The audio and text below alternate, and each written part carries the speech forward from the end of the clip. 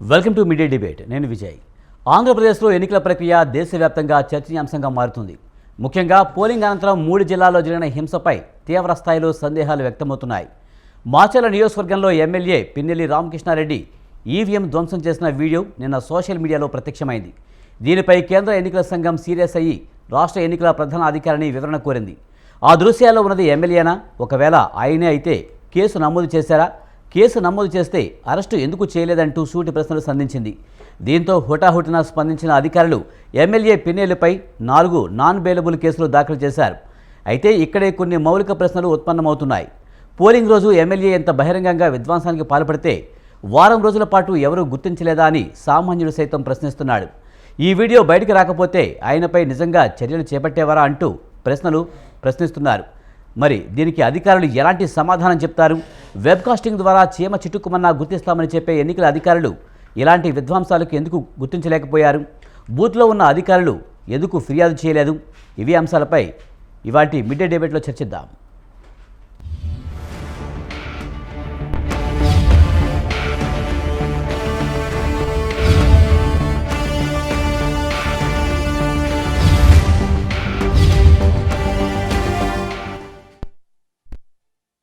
Macherla YCP MLA అభ్యర్థి పిన్నెల్లి వ్యవహారం ఇప్పుడు ఏపీ వ్యాప్తంగా హాట్ టాపిక్గా మారింది. పోలింగ్ బూత్లోకి వెళ్ళి ఈవీఎంలు పగలగొట్టడం, పోలీసులు కనుగప్పి పరారవడం వంటివి సంఘటనలు జరిగాయి. అయితే వాటిమి భయంతోనే పిన్నెల్లి అలా చేశారనే చర్చ ఇప్పుడు సర్వత్రా వ్యక్తమవుతుంది.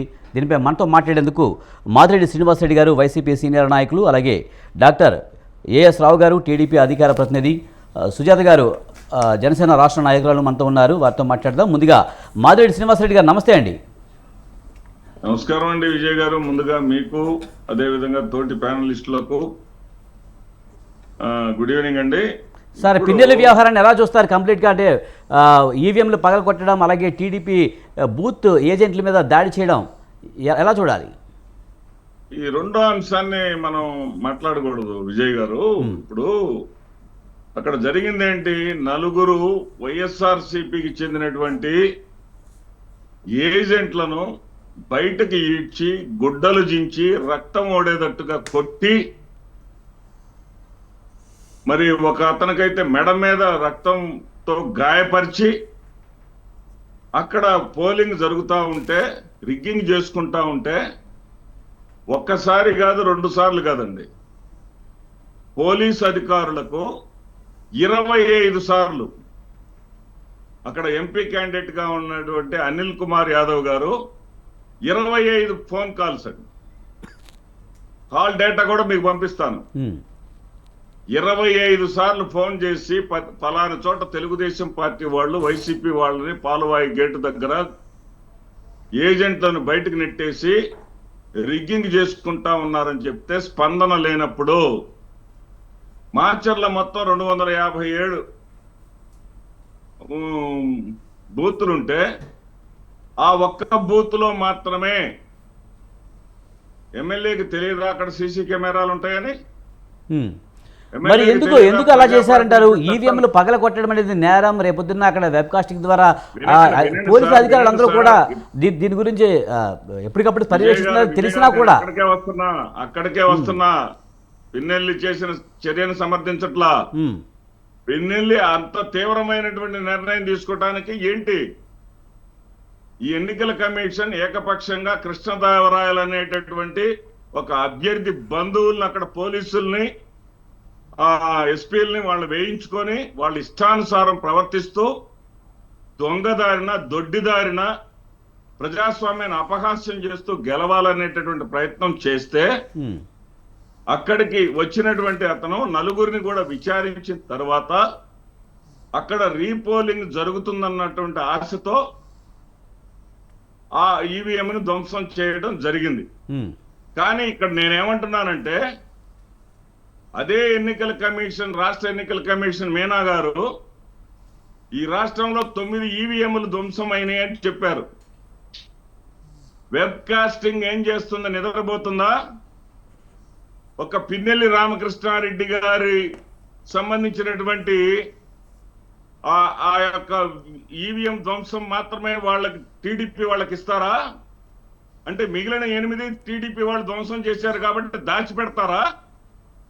ఇది ఎక్కడ ప్రజాస్వామ్యం అండి? ఉమ్. ఇది ఎక్కడ ప్రజాస్వామ్యం? కానీ కానీ మద్దిరెడ్డి శ్రీనివాసరెడ్డి గారు ఈయన ముఖ్యంగా ఎనిమిది వాటి సంగతి కూడా ఈ చెప్పినట్టు ఘటన మనం ఈ మాట్లాడదాం ఘటనలో గారు. పాల్గొనడం వలన దాదాపుగా అట్లా కాదు, 7 ఏళ్ళు జైలు శిక్ష పడుతుందని మిగిలిన 8 ఈవీఎంలు కూడా ధ్వంసమైనని మీనా గారు స్వయంగా చెప్పారు కదా. ఆ వాటిని కూడా దృశ్యాలను కూడా బయట పెట్టమనండి. సరే అవి కూడా ఎన్నికల బయటకు వస్తాయేమో కమిషన్ చూడాలి బయట శ్రీనివాసరెడ్డి గారు. పెట్టారు, కానీ ఈ బయట వ్యవహారంలో పిన్నెల్లి జనసేన వ్యవహారాన్ని మీరు వాళ్ళు పూర్తిగా బయట సమర్థిస్తున్నట్టే కనిపిస్తుంది. ఇది కరెక్ట్ అంటారా? ఇదే మేమే సమర్థించట్లా. పిన్నెల్లి రామకృష్ణారెడ్డి చేసినటువంటి చర్యకు చట్టపరంగా ప్రజాప్రాతినిధ్య చట్టం 135A ప్రకారం ఆయన శిక్షార్హుడు. ఆయన లొంగిపోవాల్సిందే, శిక్ష అనుభవించాల్సిందే. నేనేమంటున్నానంటే 2014లో గుంతకల్లులో జనసేన అభ్యర్థి ఇప్పుడైనా సరే పోలైనటువంటి ఓట్లు రికార్డు చెక్కు చెదరలా అంత ఆయన విసిరేసినప్పటికీ ఆ రోజున ధ్వంసం చేశాడు, ముక్కలు చేశాడు జనసేన అభ్యర్థి. ఇంతవరకు దాని మీద తీసుకున్న చర్యలేంటో ఎన్నికల కమిషన్ ఒకసారి చెప్పానండి. అప్పుడు లేని హడావుడి ఇప్పుడు పిన్నెల్లి లక్ష్మారెడ్డి రామకృష్ణారెడ్డి మీద ఇంత హడావుడి చేయాల్సిన అవసరం. అభ్యర్థి కావచ్చు, ఇతను ప్రాతినిధ్యం వహిస్తున్న ఎమ్మెల్యే కావచ్చు, అభ్యర్థి అయినా బాధ్యతాయుతమైన వ్యక్తే కదా.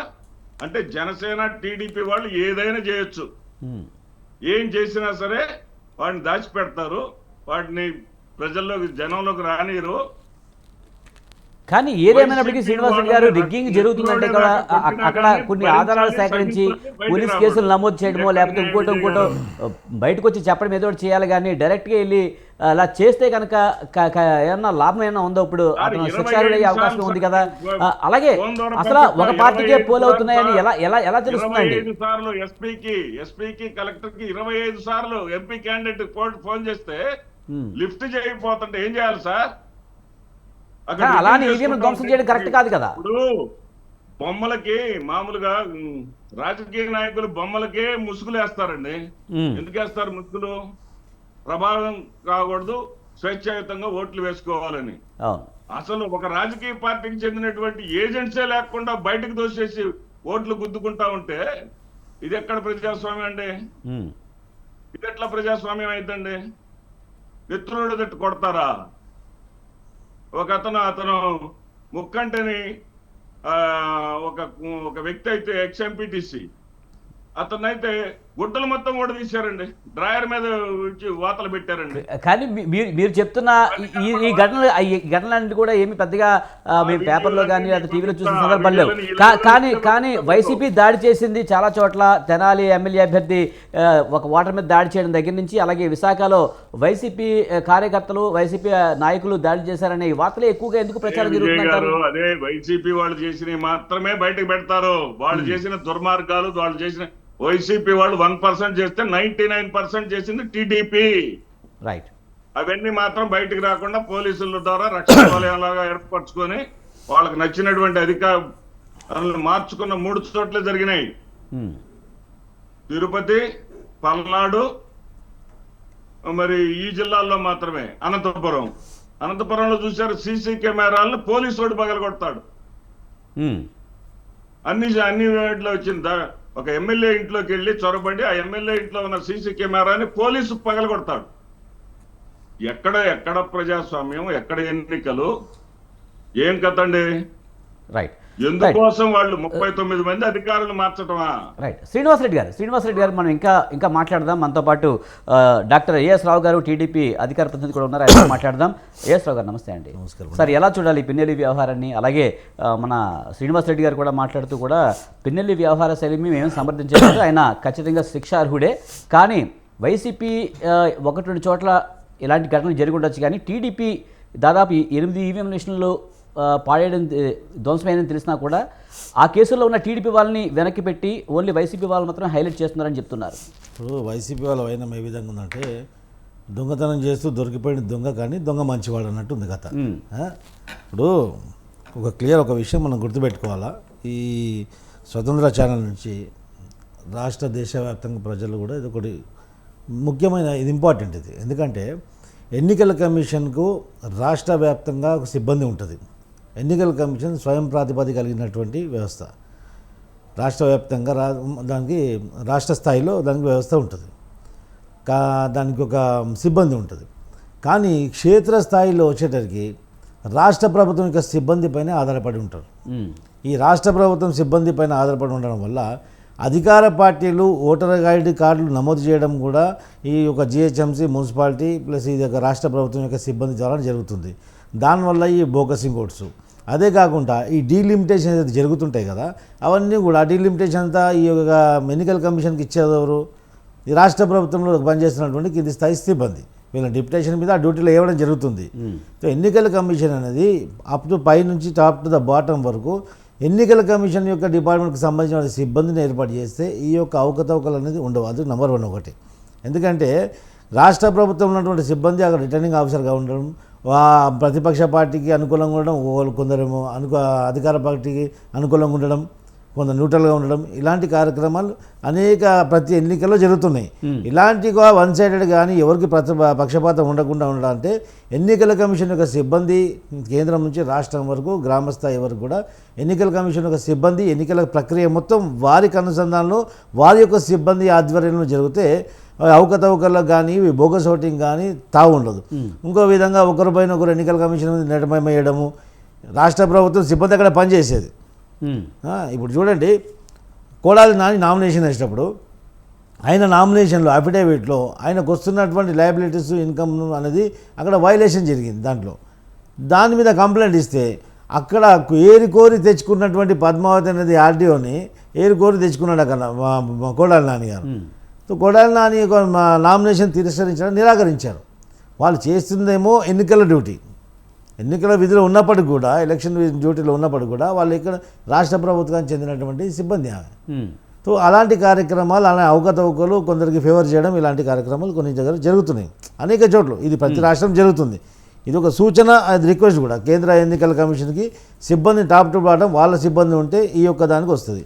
మళ్ళీ మనం ఈ ఘటనకు వస్తే ఈ యొక్క పెన్నెల్లి రామకృష్ణారెడ్డి గారు చేసింది బూతులు వెళ్ళేసి ఈవీఎం ధ్వంసం చేసే ప్రయత్నం చేయడము, అది చట్టరీత్యా నేరం.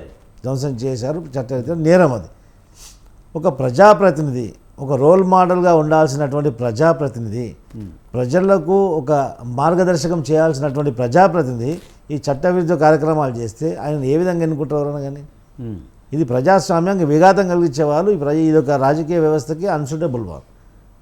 వాళ్ళకి పర్మనెంట్గా డిస్క్వాలిఫై చేయాలా. ఇప్పుడు వీరంటూ మా వైసీపీ అధికార ప్రతినిధి గారు ఏమంటున్నారు, శ్రీనివాసరెడ్డి గారు, మమ్మల్ని మా పోలింగ్ బూత్ నుంచి ఏజెంట్లను బయటికి పంపించేశారు, వాళ్ళని కొట్టారు, తరిమారు, గొడవలతో కొట్టారు. ఓకే, కొట్టారు కదా, ఏ పోలింగ్ బూత్లో మీ ఏజెంట్లను బయటికి పంపారు? Returning officer. ఎందుకంటే మొత్తం ఈవీఎంలో చెప్పండి రికార్డింగ్ ఉంటుంది కదా. మీరు చట్టాన్ని నమ్ముతైతే ఈ భారత రాజ్యాంగం పైన మీకు విశ్వాసం, నమ్మకం ఉంటే ఏ పోలింగ్ బూత్లో ప్రతి బూత్లు కూడా మనం సీసీ కెమెరాల ద్వారా రికార్డింగ్ కెమెరా రికార్డ్ చేస్తున్నారు వాళ్ళు. మీ ఏ పోలింగ్ బూత్లో మీ ఏజెంట్లని తరిమేసి కత్తులు పెట్టి, గొడవలు పెట్టి, కోడి కత్తులు పెట్టి బయటికి నూకేశారు కదా, అలాంటప్పుడు అక్కడ అది కూడా చిత్రీకరించబడుతుంది, అక్కడ కూడా రికార్డ్ అవుతుంది కదా. అక్కడ రికార్డ్ అయినప్పుడు ఎవరైతే రిటర్నింగ్ ఆఫీసర్ ఉన్నారో వాళ్ళపైన మీరు కంప్లైంట్ చేయాలి ఇమీడియట్లీ. అదే రోజు జరిగింది కదా, మీకు కలపడలేదు కదా, మీరు వాస్తవంగా జరిగిందండి. ఒకవేళ వాస్తవంగా ఆ ఘటనకు ఇట్లా మీ యొక్క పోలింగ్ ఏజెంట్ పంపించారనుకుందాం సార్, పంపించారనుకుందాం, ఎన్నికలు జరిగినాయి పంపించామనుకుందాము, మీ ఏజెంట్లని తెలుగుదేశం వాళ్ళే మీరు పంపించారనుకుందాము, మీరేం చేస్తున్నారు మరి? అదే రోజు ఎందుకు కంప్లీట్ చేయలేదు? తెల్లారి ప్రెస్ పెట్టి వాడిని వీడిని చెడాబెడా ఇష్టమున్న మాట్లాడడానికి, బూతులు మాట్లాడడానికి, బూతు పురాణం అన్నీ చెప్పడానికే ప్రెస్ మీట్లు ఆర్గనైజ్ చేస్తారు. దీని మీద ప్రెస్ మీట్ ఎందుకు పెట్టలేదు మరి? మీకు ఆధారాలతో సహా దొరుకుతాయి కదా. అక్కడ దొరికినప్పుడు వాళ్ళని తీసుకెళ్ళి ఎవరికి మీకు అండర్వేర్ ఇప్పి కరువాసి మీకు చురుకులు పెట్టారో, ఎవరిని పట్టుకొని కోడి కత్తులతోటి మెడల మీద కొట్టారో, ఎవరితో రక్తాలు గారే వరకు కొట్టారో వాళ్ళందరినీ మీడియా ముందు తీసుకొచ్చి కేసులు పెట్టాల్సింది కదా. ఇమ్మీడియట్లీ మీకు వాళ్ళ మీద ఎఫ్ఐఆర్ అవుతుంది కదా, వాళ్ళని అరెస్ట్ చేస్తారు కదా. అది మీకు ఎందుకు చేతగాలేదు సార్? ఈరోజు మీ పిన్నెల వ్యవహారం బయటికి రాగానే దొంగతనం చేసింది కానీ దొంగ మంచోడు అంటారా? కానీ ఇంత లేట్గా ఈ విషయం ఎందుకు బయటకు వచ్చిందంటారు? దాదాపుగా వారం రోజుల పైన అవుతుంది, అయినప్పటికీ కూడా ఇంత లేట్ అవ్వడం కనీసం టీడీపీ వాళ్ళైనా బయటకు వచ్చి ఎందుకు మాట్లాడలేకపోయారు? నేనేం చెప్తున్నా విజయ్ గారు, ఈ యొక్క ఎన్నికల సిబ్బంది, ఈ యొక్క ఎలక్షన్ సిబ్బంది, ఎలక్షన్ కమిషన్ సిబ్బంది అనేది రాష్ట్ర ప్రభుత్వం సిబ్బంది పైన ఆధారపడి ఉంటుంది కాబట్టి దాంట్లో అవకతవకలు జరుగుతాయి. ఇక్కడ అనేక తెలుగుదేశం పార్టీ ప్రెషర్ చేయడం వల్ల అది బయటకు వచ్చింది. ఇది వైసీపీ వాళ్ళు చేసిన వాళ్ళు బయట పెట్టుకుంటారా? కంటిన్యూస్గా పోరాడుతున్నాం ఎలక్షన్ కమిషన్ పైన, రిటర్నింగ్ ఆఫీసర్ పైన ప్రెషర్ ఇస్తున్నాం. మాకు వెబ్ క్యామ్ డీటెయిల్స్ కావాలి, మాకు ఫోటోస్ కావాలని చెప్పేసి రిట్ ఫైల్ చేస్తామని చెప్పాం. ఆ తర్వాత అది లీక్ చేయడం జరిగింది. వైసీపీ చేస్తుంది అరాచకం, వాళ్ళు ఓడిపోతున్నారని చెప్పేసి వాళ్ళకి తెలిసిపోయింది, అరాచకాలు పాల్పడుతున్నారు. పల్నాడులో చూడండి ఏమైంది, అనిల్ కుమార్ యాదవ్ ఇంకో మొత్తం 144 సెక్షన్ ఉండగా మొత్తం 40 కార్లు తీసుకుని పోయి ఊరు మీద దండెత్తారా? ఊరు మీద దండెత్తడం కాకుండా వాహనాలు ధ్వంసం చేయడం, రాళ్ళు కొట్టుకోవడం, ఇది ఎక్కడ చరిత్ర అండి? కానీ ముఖ్యంగా అధికారుల తీరుపైనే అసహనంతోనే ఇలా జరిగింది. దాదాపు 20-30 సార్లు కాల్ చేసినప్పటికీ కూడా పోలీసులు స్పందించలేదు, ఎలక్షన్ అధికారులు స్పందించలేదు, అందుకే ఆ సహనం కోల్పోయి చేశారు అని చెప్తూ ఉన్నారు. మరి సార్ ఇప్పటి వరకు కూడా మీరు ఆపద్ధర్మ ప్రభుత్వం మీదే ఉంది కదా, మీ అందరు అధికారులందరూ మీ వాళ్ళు కదా. మాకు ఎవరి మీద అయితే అనుమానం ఉంది, ఎవరి మీద పక్షపాతంగా వ్యవహరిస్తున్నారో వాళ్ళ మీద కంప్లైంట్ ఇచ్చాము. ఎన్నికల కమిషన్ యొక్క సర్వ హక్కులు వాళ్ళకు ఉన్నాయి, వాళ్ళు ట్రాన్స్ఫర్ చేశారు. మీకు ఒక అధికారి పక్షపాతంగా వ్యవహరిస్తుంటే, మీకు వ్యతిరేకంగా కానీ ఈ ఎన్నికల నిబంధనలకు విరుద్ధంగా వ్యవహరిస్తే మీరు కంప్లైంట్ చేయండి. మనం భారత డెమోక్రటిక్ సిస్టంలో ఉన్నాం సార్, ఈ నియంత్ర రాజ్యం లేదు, ఆఫ్ఘనిస్తాన్లో లేమున్నాం. ఇక్కడ ప్రతి ఒక్కరికి సమాన హక్కు ఉంది. రాజుకుంది, దొంగకుంది, దుర్మార్గుడికి ఉంది. రేప్ చేసిన వ్యక్తిని కూడా క్షమాభిక్ష కోరొచ్చు. అంత వెసులుబాటు రాజ్యాంగం కల్పించింది. మరి మీకు ఎక్కడ రాజ్యాంగం గుర్తు రాలేదు? భారత రాజ్యాంగంలో భాగస్వామ్యం మీరు కాదా? ఎందుకు మీరు కంప్లైంట్ చేయలేకపోయారు? ఇది అవాస్తవం అని చెప్పి తెలిసిపోతుంది కదా, మీరు మాట్లాడే అబద్ధం అని తెలిసిపోతుంది కదా. మిమ్మల్ని కొట్టి పోలింగ్ బూత్ నుంచి బయటికి తరిమేసింటే అప్పుడే మీరు ఆ సాయంకాలమే మీరు ఎందుకు ప్రెస్ మీట్ పెట్టలేదు? భయపడ్డారా? ఎందుకు పెట్టలేదు? మరి ఈరోజు వీడియో బయటికి రాగానే మీరు మాట్లాడుతున్నారు, ఇది అట్లా కాదు ఇట్లా కాదు, మమ్మల్ని కొట్టారు, తిట్టారు, మమ్మల్ని దుర్భాషలాడారని చెప్పేసి. కానీ ప్రెస్ మీట్లో ప్రతిసారి చెప్తూ ఉన్నారు కదా, టీడీపీ వాళ్ళు మా మీద అన్ని చోట్ల దాడులు చేశారని చెప్తున్నారు కదా. వాళ్ళు దాడులు చేసి అక్కడ ఉన్నటువంటి మీ పోలింగ్ ఏజెంట్ బయటికి పంపిస్తే అది నేరము. పోలింగ్ ఏజెంట్ లోపల కూర్చోవాలని చెప్పేసి ఎన్నికల కమిషన్ నిధుల్లో ఉంటుంది, అది ఫార్మేట్లో ఉంటుంది కదా. వాళ్ళే ఐడెంటిటీ కార్డు ఇస్తారు కదా, ఇచ్చినాక వాళ్ళు కూర్చొనియకుండా బయటకు పంపడం అది నేరం. ఆ నేరానికి పాల్పడినప్పుడు ప్రతి నేరానికి ఒక శిక్ష అనేది ఉంటుంది కదా. ప్రతి నేరానికి నేరారోపణ చేసినప్పుడు దానికి మీద ఎంక్వైరీ ఉంటుంది కదా, ఎంక్వైరీ చేస్తుండే కదా. మీరు ఎందుకు కంప్లైంట్ చేయలేదు? ఎక్కడ కంప్లైంట్ ఇచ్చారు? చూపించండి ఒకటన్నా. మేము కంప్లైంట్ ఇచ్చి మేము చూపిస్తాం, మా వెబ్ క్యామ్ మాకు కావాలా, మా వెబ్ రికార్డింగ్ మాకు కావాలని చెప్పేసి డైలీ అయినా ప్రెషర్ చేయడం వల్ల ఈరోజు ఇంతకాలంకి వచ్చింది. అది వారం రోజుల తర్వాత అది బయటకు వచ్చింది. మేము ప్రెషర్ చేయకపోతే అదే అలాగే ఉండిపోతుండేది. ప్రజాస్వామ్యం గురించి పోరాడుతున్నాం మేము, ప్రజాస్వామ్యానికి విఘాతం కలిగిస్తుంది మీరు, అది గుర్తుపెట్టుకోండి. రైట్, మనతో పాటు సుజాత గారు జనసేన రాష్ట్ర నాయకురాలు ఉన్నారు, అంతా కూడా మాట్లాడదాం. సుజాత గారు నమస్తే అండి. నమస్తే అండి విజయ్ గారు. ముందుగా ఓటమి భయంతోనే పెన్నెలు ఇలా చేశారనుకోవాలా? ఈవీఎం ధ్వంసం చేయడం దగ్గర నుంచి వాళ్ళ మీద కేసులు ఎక్కువ నమోదైన పరిస్థితి ఎలా చూడాలి? నమస్తే విజయ్ గారు. ముందుగా మీకు ప్యానెల్లో ఉన్న తోటి మిత్రులందరికీ శుభ సాయంత్రం అండి. అయితే ఇప్పుడు వైసీపీ యొక్క వైఖరి ఎలా ఉందంటే, దొంగే దొంగ దొంగ అని అరిచినట్టుంది. ఇంతకు ముందు మనం తిరుపతి బై ఎలక్షన్స్ లో చూసాం ఎంత భారీ ఎత్తున వాళ్ళు రిగ్గింగ్ పాల్పడ్డారో. కొత్త ఓటర్లని పక్క రాష్ట్రాల నుంచి కూడా ఓటర్లని బస్సుల్లో తీసుకుని వచ్చి టూరిస్టులు అని చెప్పి ఇష్టం వచ్చినట్టు అన్ని పోలింగ్ బూత్ల దగ్గర తిప్పించి రిగ్గింగ్ చేసిన పరిస్థితి మనం చూసాం. కానీ దానికి శిక్ష ఎన్ని రోజుల తర్వాత పడింది, ఎన్ని సంవత్సరాల తర్వాత పడింది, ఎన్ని సంవత్సరాల తర్వాత ఆ విషయాలు బయటకు వచ్చినాయి. అప్పుడే ప్రతిపక్షాలు గగ్గోలు పెట్టినా కనీసం కేసులు కూడా, ఎఫ్ఐఆర్ కూడా నమోదు చేయని అధికారులందరినీ కూడా ఈ రోజు సస్పెండ్ చేయడం జరిగింది. అంటే అప్పుడు తిరుపతి బై ఎలక్షన్స్ లో డేటా ఎంట్రీ ఆపరేటర్ దగ్గర నుంచి ఐపీఎస్లు, ఐఏఎస్లు వరకు కూడా ఈ రోజు ఎలక్షన్ కమిషన్ వారి మీద చర్యలు తీసుకోవడం జరిగింది. అంటే వెంటనే శిక్ష పడినంత మాత్రాన, బయటకు రానంత మాత్రాన వాళ్ళు తప్పు చేయనట్టు కాదండి. ఎప్పటికైనా కూడా ఈ ప్రజాస్వామ్య ప్రభుత్వంలో, ప్రజాస్వామ్య దేశంలో తప్పు చేసిన వాళ్ళు ఏ రోజు కన్నా బయటకు రావడం అనేది మనం చూస్తూనే ఉన్నాం. కొంచెం లేట్ అవ్వచ్చు కాకపోతే. అలాంటిది పిన్నెల్లి రామకృష్ణారెడ్డి గారు అంటే దౌర్జన్యం చేసైనా, దాడులు చేసైనా, ఈవీఎం ట్యాంపర్ చేసైనా, ఎట్లా అయినా కూడా మళ్ళీ గెలవాలనే ఒక దురుద్దేశంతో ఈ రోజు నిజంగా ప్రజాస్వామ్యంలో ఒక చీకటి రోజు అని చెప్పాలి. ప్రజాస్వామ్యంలో ఒక చీకటి రోజు అని చెప్పాలి. ఎన్నికలు ప్రజలకి స్వేచ్ఛగా వాళ్ళకు నచ్చిన నాయకుడిని ఎన్నుకుని శాసనసభకు పంపించి వాళ్ళకు చట్టాలను రూపొందించి ప్రజలందరినీ పరిరక్షించే విధంగా ఈ రోజు ఎలక్షన్స్ జరగాల్సిన తరుణంలో ఇలా ఈవీఎంలని పగలగొట్టడం అనేది నిజంగా ప్రజలందరూ కూడా చాలా బాధపడుతున్నారు ఈ రోజు. అంటే ప్రజాస్వామ్యం కూని అయిపోయిన రోజు అన్నమాట. వారికి ఇచ్చిన రాజ్యాంగం ఇచ్చిన హక్కుల్ని కాలు రాశారు ఈ రోజు వైసీపీ వాళ్ళు. ఒక్క నిమిషం సార్, 1 సెకండ్. రైట్. సో ఇప్పుడు పిన్నెల్లి గారు చేసిన దానికి రాజ్యాంగం ప్రకారం అంటే మనం ఇంతకు ముందు బ్యాలెట్ పేపర్లు కూడా ట్యాంపరింగ్ చేసినప్పుడు కానీ బ్యాలెట్ బాక్సులు పద్ధతి ఉన్నప్పుడు వాటిలో నీళ్లు పోయడం చూసాం, ఇంకులు పోయడం చూసాం, వాటిని ధ్వంసం చేయడం చూసాం. అప్పుడు ఏదైతే సెక్షన్స్ ఉన్నాయో ఇప్పుడు అదే సెక్షన్స్ వీటికి కూడా అప్లికబుల్ అవుతున్నాయి. Section 136 representation of the people act ప్రకారం ఈవీఎంలు ధ్వంసం చేసిన, ట్యాంపర్ చేసిన దానికి 2 ఏళ్లు పైగా శిక్ష పడే అవకాశం ఉంది.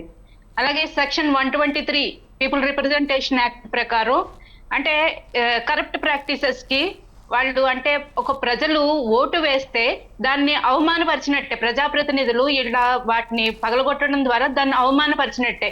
తను ఓటు వేసిన దానికి వాల్యూ లేకుండా వాళ్ళు దాన్ని ట్యాంపర్ చేయడానికి ప్రయత్నం చేసినట్టే. దాని ప్రకారం కూడా శిక్షలు పడే అవకాశం ఉంది. అలాగే సెక్షన్ 80A ఆర్పీ యాక్ట్ ప్రకారం ఎలక్షన్ పిటిషన్ వేస్తే హైకోర్టులో ఒకవేళ ఇటువంటి చర్యలకు పాల్పడిన వ్యక్తి ఎన్నికైనా కూడా అతను డిస్క్వాలిఫై అయ్యే అవకాశాలు ఉన్నాయి. అంటే ఇంత దుర్మార్గంగా వీళ్ళు ఏది బయటికి రాదనుకునే ధైర్యంతోటో లేదంటే వీటిని ఎలాగైనా వ్యవస్థలతో మేనేజ్ చేద్దామనే ఉద్దేశంతోటో ఇటువంటి చర్యలకు పాల్పడడం నిజంగా చాలా విచారకరం. కానీ ముఖ్యంగా పోలింగ్ తమకు అనుకూలంగా జరగడం లేదు. ఈ నేపథ్యంలోనే అక్కడ పిన్నెల్లి దాడి చేశారు అనేది అయితే చెప్తున్న బయట నుంచి వస్తున్న టాకు. కానీ నిజంగా ఓట్లు ఎవరికి పోల్ అవుతున్నాయి అనేది ఎలా తెలుస్తుంది? సడన్గా నాకు పోల్ అవ్వట్లేదు అందుకే నేను దాడి చేశానంటాం ఎంతవరకు కరెక్ట్? అంటే పిన్నెల్లి గారికి సర్వే రిపోర్ట్లు ఉంటాయండి. అక్కడ ప్రజల్లో ఉన్న వ్యతిరేకత అలాగే అక్కడ లోకల్ టాక్ అనేది తెలిసిపోతుంది అభ్యర్థులకి. ప్రజల్లో తీవ్రమైన వ్యతిరేకత ఉంది, పోలింగ్ దగ్గరే వాతావరణం తెలిసిపోతుంది. సో వాళ్ళకి ఓట్లు పడట్లేదు. వైసీపీ ఎమ్మెల్యేలకి ఇక్కడే ఒక్కటే కాదండి, మాచర్లో ఒకటే కాదు, అన్ని చోట్ల కూడా వైసీపీకి వ్యతిరేక పవనాలు, ప్రభుత్వ వ్యతిరేక పవనాలు వీస్తున్నాయి అనేది ప్రజలందరికీ తెలిసిందే, అలాగా అభ్యర్థులందరికీ తెలిసిందే. ఆ విషయంలో అంటే మీకు 2019 ఎలక్షన్స్ లో కూడా చాలా చోట్ల విపరీతంగా వీళ్ళు ఇటువంటి చర్యలకు పాల్పడడం చూసాం. భీమవరంలో సాక్షాత్తు పవన్ కళ్యాణ్ గారు గెలిచారని మనకి టీవీలో వచ్చిన తర్వాత కూడా బూత్ డోర్లన్నీ వేసేసి ఈవీఎంలను ట్యాంపర్ చేసిన విషయం తర్వాత అన్ని వెలుగులోకి వచ్చినాయి. అంటే వీళ్ళకి ఒక ప్రాక్టీస్ అయిపోయింది అనమాట. మనకి క్లియర్ గా సీసీ కెమెరాలో అంత క్లియర్ గా ఆ ఎమ్మెల్యే అభ్యర్థి పిన్నెల్లి గారు లోపలికి వస్తే రిటర్నింగ్ ఆఫీసర్స్ వాళ్ళందరూ లేచి నుంచుని నమస్కారం చేశారు. అంటే మరి గుర్తు తెలియని వ్యక్తి అని చెప్పడంలో అర్థం ఏంటండి?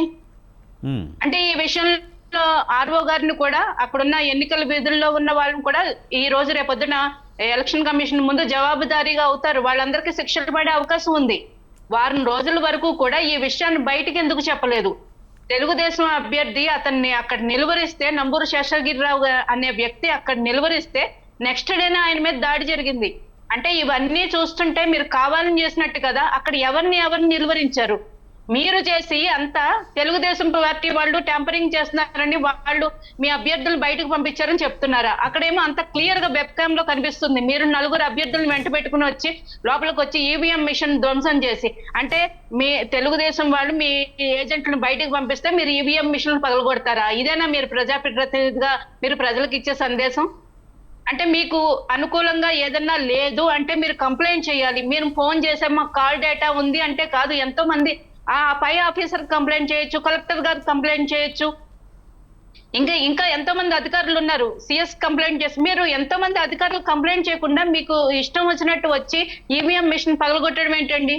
అసలు ఆ పిన్నెల్లి రామకృష్ణారెడ్డి గారికి భవిష్యత్తులో ప్రజాప్రతినిధిగా ఎలక్షన్స్ లో పోటీ చేసే హక్కు కూడా ఆయన కోల్పోయారండి. ఈ రోజు ప్రజాస్వామ్యాన్ని అపహాస్యం చేశారు.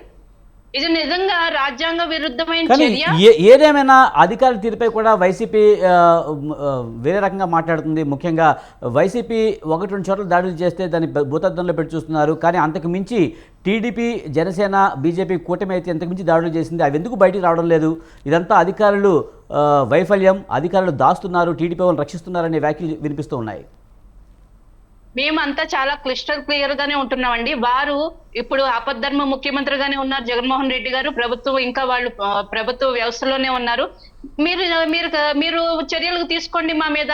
ఎక్కడెక్కడ మీకు డౌట్ అనిపిస్తుందో సీసీ కెమెరా ఫుటేజ్ తీపిచ్చండి. మేము అన్నిటికీ రెడీ అంటున్నాం కదండి. మేము అన్నిటికీ రెడీ అంటున్నాం కదా. ఎక్కడ తప్పు చేయలేని వాడు భయం పడకుండా మేము అన్నిటికీ రెడీ, మేము ప్రూవ్ చేయండి అంటున్నాం. మీరు వైసీపీ నాయకులు దౌర్జన్యం చేశారు, దుర్మార్గం చేశారు కాబట్టి టీడీపీ ఫైట్ చేసి ఆ సీసీ కెమెరా రికార్డ్ ని బయటకు తీయించింది. అలాగే మీరు కూడా చేయండి. ఎవరు వద్దన్నారు?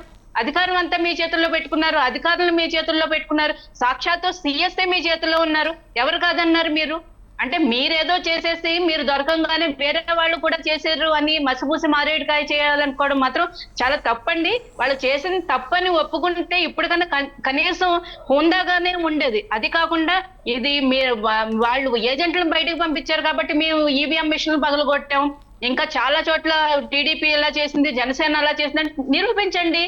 మీరు కూడా ఏంటి వెబ్ క్యామ్ తీసుకొచ్చి వాళ్ళు రికార్డును తీయమని చెప్పండి బయటికి. ఎవరు వద్దన్నారు? ఎవరు ఆపారు? ఎన్ని దాడులు చేశారో చూసాం కదా సార్. మాచర్లలో చూసాము, మనం గుంటూరులో చూసాం, నరసరావుపేటలో చూసాం. 1-2 ఎన్ని దాడులు చేశారు? అలాగే మన తిరుపతిలో కూడా ఎన్ని దాడులు జరిగినాయి? అంటే ఇక్కడ ఎవరు ఏం దాడి చేస్తున్నారు అన్న అంత క్లియర్ గా వీడియోస్ బయటకు వచ్చిన తర్వాత కూడా వీళ్ళు దబాయించడం అనేది నిజంగా అంటే ఎలాగైనా గెలవాలని ఇప్పుడు పిన్నెల రామకృష్ణారెడ్డి గారి వ్యాపార సామ్రాజ్యం, లిక్కర్ సామ్రాజ్యం ఏదైతే ఉందో, అలాగే గ్రానైట్, ఇసుక అక్రమ రవాణా, బోర్డర్ లో ఉన్న ప్రదేశం కాబట్టి ఒక సెపరేట్ సామ్రాజ్యాన్ని సృష్టించుకొని అక్కడ తను ఒక తెలంగాణ నుంచి అక్రమంగా లిక్కర్ ని ఆంధ్రాలోకి తీసుకొచ్చే వ్యాపారం అయితే కానివ్వండి, అలాగే గ్రానైట్, ఇసుక అనేది బిల్లులు లేకుండా పక్క రాష్ట్రాలకు సప్లై చేసే వ్యవహారాలు కానివ్వండి, ఇవన్నీ కూడా తను అధికారంలోకి రాకపోతే, గెలవకపోతే ఇవన్నీ బయటకు వస్తాయన్న భయంతో ఎలాగన్నా ట్యాంపర్ చేసి, ఎలాగన్నా మభ్యపెట్టి, ఏదైనా ధ్వంసం చేసన్నా గెలవాలన్న ఒక దురుద్దేశంతో చేసిన చర్యలుగా భావిస్తున్నాం మేమందరం. రైట్. శ్రీనివాసరెడ్డి గారు, ముఖ్యంగా దొంగ అన్నట్లు అధికార పార్టీ తీరు ఉంది. అధికార పార్టీ వాళ్ళే దాడులు చేస్తూ ప్రతిపక్షాలు దాడులు చేస్తున్నట్టుగా చెప్తున్నారు. నిజంగా టీడీపీ కూడా మీద దాడులు చేస్తుంటే కనుక అవి బయట పెట్టండి, నిజం నిరూపించండి అని చెప్పి అంటున్నారు. మరి ఈ సవాల్కి మీరు స్వీకరిస్తున్నారా? స్వీకరిస్తున్నామండి. ఇప్పుడు జనసేన శుద్ధపోసండి, జనసేన శుద్ధపోస చేసి జనసేన శుద్ధపోస ఏం చేశాడో చూడండి. 5 years అధికారంలో ఉన్నారు కదా, 5 years అధికారంలో ఉన్నారు కదా, మీరు నిరూపించాల్సింది, మీరు కోర్టులో కేసులు వేయాల్సింది, నిరూపించాల్సింది. అది ఎప్పుడుదండి? అది ఇప్పుడు రీసెంట్ ఎలక్షన్స్ దేనా శ్రీనివాసరెడ్డి గారు? చూడండి ఏమైందో చూడండి, ధ్వంసమై ఉంది. శ్రీనివాసరెడ్డి గారు, అది ఇప్పుడుదేనా? తర్వాత ఇంకోటి అండి, ఇందాక నుంచి ఏదేదో నీతులు చెప్తా ఉన్నారు. బయట వీధిలో ఈడ్ చేసి కొట్టేటప్పుడు సీసీ కెమెరాలు బయట కూడా ఉంటాయండి. ఏఎస్ రావు గారు చాలా చక్కగా చెబుతున్నారు కహానీలు. బయట కూడా సీసీ కెమెరాలు పెడతారా? ఎందుకండి పిన్నెల రామకృష్ణారెడ్డి దగ్గరికి వచ్చి చెప్తావాల్సిన పరిస్థితి అని చెప్పండి. ఎంత సహనం కోల్పోతే ఆ పరిస్థితి చెప్పండి. రైట్. ఏదేమైనా మీరు చెప్తున్నది వాస్తవమే. పోలింగ్ రోజున అటు టీడీపీ కానీ వైసీపీ కానీ రెండు కూడా చాలా ప్రాంతాల్లో దాడులు అయితే చేసుకున్నాయి. కానీ పోలింగ్ స్టేషన్లోకి వెళ్ళి ఎంత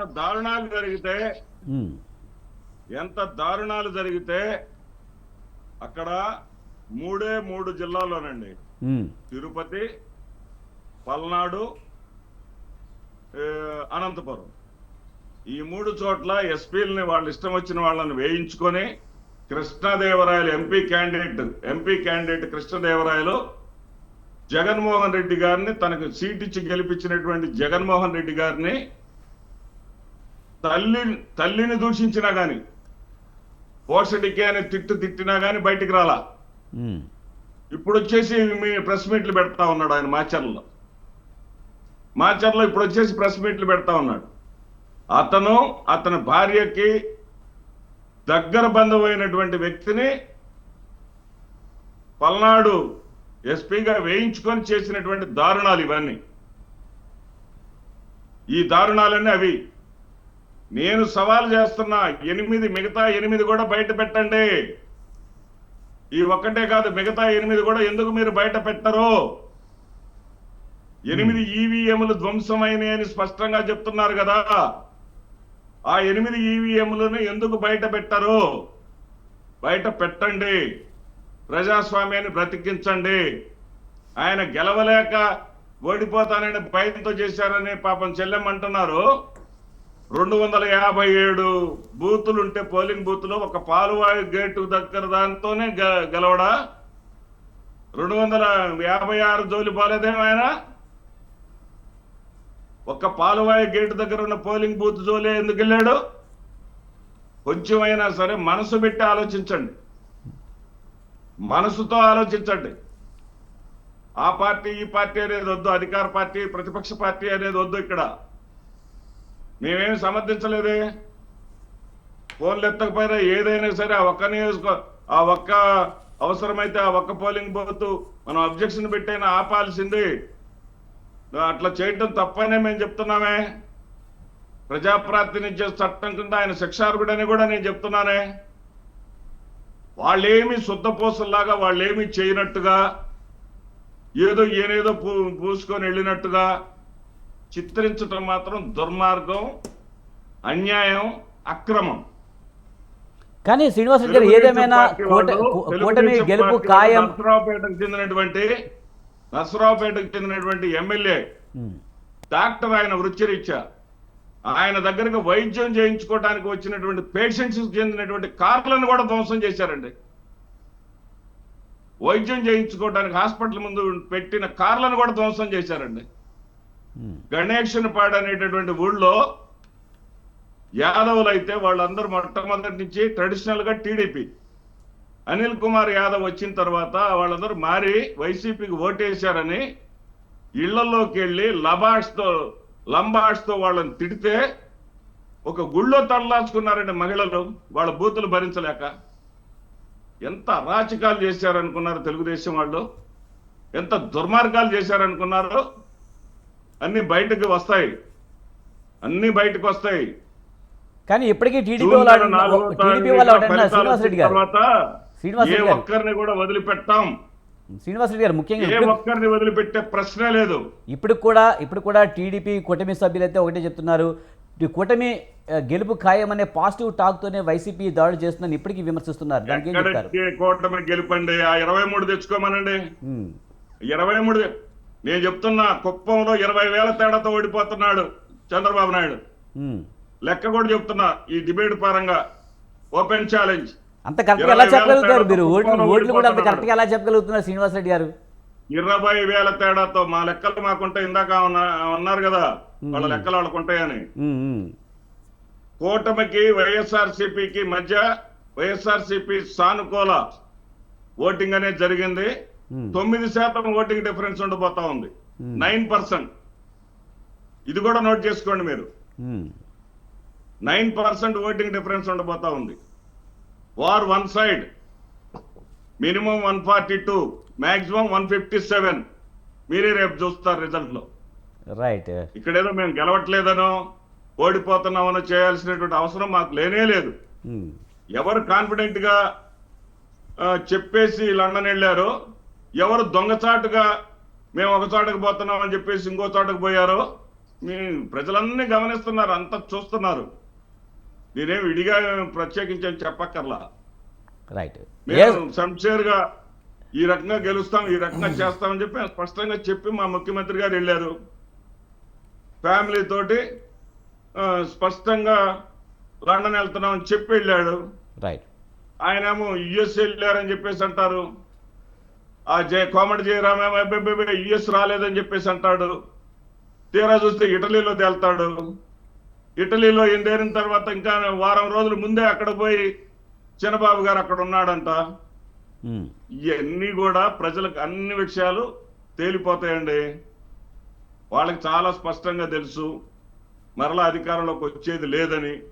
అందుకే వారణాసిలో నామినేషన్ వేస్తున్నటువంటి ప్రధానమంత్రి దగ్గరికి వెళ్ళి శరణొచ్చారు. రైట్ అక్కడ గుడుల చుట్టూ తిరిగి దండాలు పెట్టుకున్నారు. ఇప్పుడు విదేశాలకు వెళ్ళారు. కౌంటింగ్ రోజు మళ్ళీ వస్తారు. రైట్. శ్రీనివాస్ రెడ్డి గారు చూద్దామండి. మరి ఏఎస్ రావు గారు ముఖ్యంగా చాలా కాన్ఫిడెంట్గా ఉన్నారు. ఇప్పటికి కూడా మినిమమ్ 140+ లేకపోతే మ్యాక్సిమం 157 వరకు వస్తాయని ఇంకా కాన్ఫిడెంట్గా ఉన్నారు. మీరంతా ఏం చెప్తున్నారంటే ఓటమి భయంతో ఈ దాడులు చేస్తారని మీరు చెప్తున్నారు.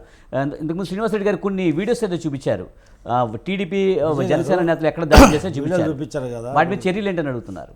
విజయ్ గారు శ్రీనివాస్ రెడ్డి గారు వీడియోలు చూపించారు కదా, వీడియోలో అంతా గోకినట్టుంది, గిరికినట్టుంది. సరే అది గాయమే అనుకుందాం. కోడి కత్తితో కొట్టారు, గొడవలతో కొట్టారు అనుకుందాం. ఎఫ్ఐఆర్ నమోదు చేశారా? పోలీస్ స్టేషన్ పోతే ఎఫ్ఐఆర్ నమోదు చేస్తారు కదా, ఎందుకు చేయలేదు? ఎందుకు మీకు ఆ పని చేత కాలేదు? ఈరోజు మీరు వీడియోలు పెట్టి చూపిస్తున్నారు, ఎందుకు చేయలేదు?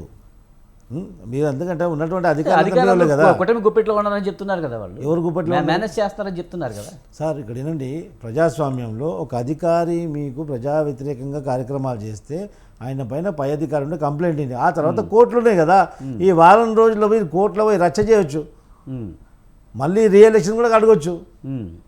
మీకు ఎందుకు చేతకాలే మాట? మీరు ఫోన్లో ఏదో చూపించినంత మాత్రం అయిపోతుందా సార్? ప్రజలు కూడా చూస్తున్నారు కదా. మీ మీద దాడి జరిగింది అనుకుందాం, ఓకే, మేము ప్రగాఢ సానుభూతి వ్యక్తం చేస్తున్నాం ఆ దాడికి. దాడి జరిగితే మీరు ఎందుకు కంప్లైంట్ చేయలేదు సార్? ఎందుకంటే గుణకరాయిలాగా అది కూడా మీరే చేసుకుంటారు. ఇది గాయం చెప్పలేము, ఎందుకంటే రకరకాల నాటకీయ పరిణామాలతో రాజకీయాలు చేస్తుంటారు వాళ్ళు. ఎందుకంటే గుణకరాయి కూడా ఎట్లా పోయిందంటే, అది పోయి అధ్యక్షునికి తగిలి అభ్యర్థికి తగులుతుంది. అలాంటి రాయి ప్రపంచంలో ఎక్కడ ఉండదు. ఆ రాయి బహుశా జెరూసలేం నుంచి వచ్చినట్టు. అలాంటి రాయిలు ఉపయోగిస్తారు వాళ్ళు. అలాంటి కత్తి కూడా ఉండొచ్చు కదా, అదృశ్యమై ఇట్లా కొట్టేసి మళ్ళీ కత్తికాయ పోయవచ్చు కదా. ఇప్పుడు కత్తితో దాడి చేసినప్పుడు ఆ లైవ్ ఎవిడెన్స్ ఉంటుంది సార్. అక్కడ ఆ కత్తి పట్టుకొని ఎవడు చేశాడు, ఏమి సంగతి, వాని మీద కేసులు నమోదు చేస్తారు. ఇది భారతదేశంలో అది జరుగుతుంది, నిరంతర ప్రక్రియ అది. మీరు భారతదేశం యొక్క రాజ్యాంగం మీకు అవగాహన ఉంటే ఇక్కడ భారతదేశంలో అదే విధంగా జరుగుతుంది. బహుశా పాకిస్తాన్లో కానివ్వండి, పాకిస్తాన్లో కానీ ఆఫ్ఘనిస్తాన్లో జరగదు. ఇక్కడ మీ మీద దాడి జరిగినప్పుడు మీరు ఎందుకు కంప్లైంట్ చేయలేదు? మీరే చెప్పారు కదా, కత్తులతో కొట్టారు, రాడ్లతో కొట్టారని చెప్పారు కదా. రాడ్తో కొడితే కట్టెతో కొడితే నేను చెప్పనివ్వండి, రాయితో కొడితే కట్టెతో కొడితే అటెంప్ట్ మర్డర్ కేసు బుక్ అవుతుంది అండర్ సెక్షన్ 307. మీరు ఎందుకు బుక్ చేయలేదు? అవకాశం అంటే ఇదంతా అవాస్తవం కదా, ఇదంతా అబద్ధాలు కదా, ఇది అబద్ధాలు. ఒక్క మాట ఇప్పటికే చంద్రబాబు నాయుడు గారు గులకరాయ్ అని ఆయన కూడా ఓడిపోయే పరిస్థితి తెచ్చుకున్నారు. ఇంకెందుకు మీరు ఆ గులకరాయ్ టాపిక్ కొనసాగిస్తారు? కొట్టింది తెలుసు, ఇప్పుడు ఎవరు కొట్టారో తెలుసు, ఏం జరిగిందో తెలుసు. అన్నా క్యాంటీన్ తీసేసి కొట్టారని చెప్పేసి మీ తెలుగుదేశం వాళ్ళే వచ్చి చెప్పారు. అన్నా క్యాంటీన్ ఏంటో తెలుసు, ఎప్పుడు పెట్టారో తెలుసు. 4వ తారీఖు అందరూ తెలుస్తుంది. విజయ్ గారు కొద్దిగా ఓపిక ఉండమని చెప్పండి. ఆల్రెడీ ఫ్రస్ట్రేటెడ్ మూడ్కి వెళ్ళిపోయి అందరి మీద దాడి చేస్తున్నారు. వాళ్ళు ఏం చేస్తున్నారు? రేపు ఎలక్షన్ రోజు చూడండి, మీరు చెప్పిన ఘటన కూడా చెప్తారు. వాళ్ళే కొట్టుకోవడం కూడా ఖాయం. ఎందుకంటే నీ వల్ల ఓడిపోయినా వాళ్ళు కూడా కొట్టుకుంటే ఆశ్చర్యపోనక్కర్లేదు. అలాంటి ఘటన కూడా జరుగుతుంది. ఏదేమైనప్పటికీ కూడా దాడులు జరగడం అయితే మనం చూసాం. అటు టీడీపీ వాళ్ళు అవునండి, అటు వైసీపీ వాళ్ళు దాడులు జరగడం అయితే మనం చూసాం 100%. అయితే ఆయన కూడా ఏవో ఎవిడెన్స్ చూపిస్తున్నాడు కొంతవరకు. సరే, ఇంత బహిర్గతంగా విజయ్ గారు దాడి జరిగింది. అక్కడ ఉన్నటువంటి టీడీపీ వాళ్ళు కొట్టారా, లేకుంటే ఇంట్లో మామ కొట్టారా, బామ్మర్ది కొట్టాడా, భార్య కొట్టిందా, ఏదో తెలియాలి కదా. కంప్లైంట్ ఇవ్వాలి కదా. మీ కంప్లైంట్ ఇచ్చిన కాపీ చూపించండి. అలాగనే కంప్లైంట్ ఇచ్చిన కాపీ చూపించండి. కంప్లైంట్ ఇవ్వండి. మానవైతే కాదా? దాడి పోతాం కదా.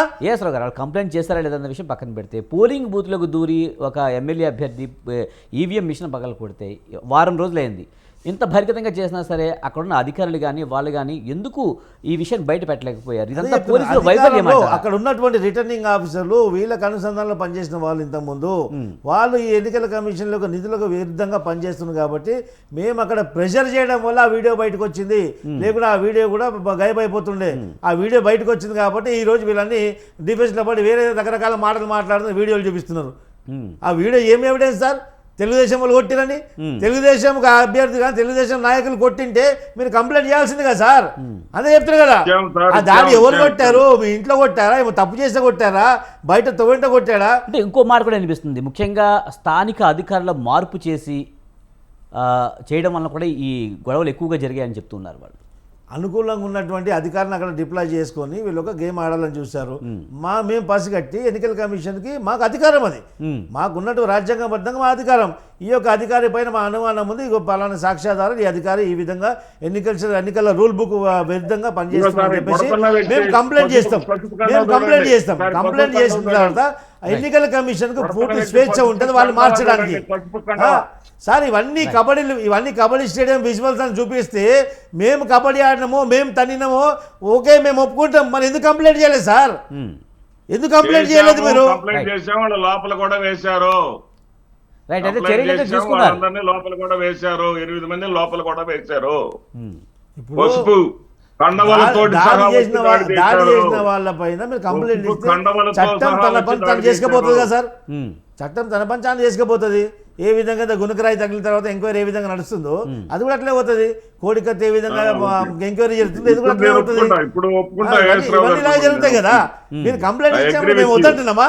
మీరు కంప్లైంట్ ఏమని చెప్తా? అదే డిబేట్లో మొత్తం అదే చెప్తున్నాం కదా సార్. సార్ మీరు కంప్లైంట్ ఇవ్వండి సార్ అని చెప్తున్నాం కదా. మీరు కంప్లైంట్ ఇచ్చారు కదా, వెల్కమ్, ఇన్వెస్టిగేషన్ కానివ్వండి. ఎందుకు కొట్టారో, ఈ ఎన్నికలకు సంబంధించి కొట్టారో చెప్తున్నారు. మరి మంచి మాట కదా, అది చాలా మంచిది కదా. ప్రజాస్వామ్యం కాపాడబడుతుంది దేశంలో అని చెప్పేసి ఒక నమ్మొచ్చు కదా.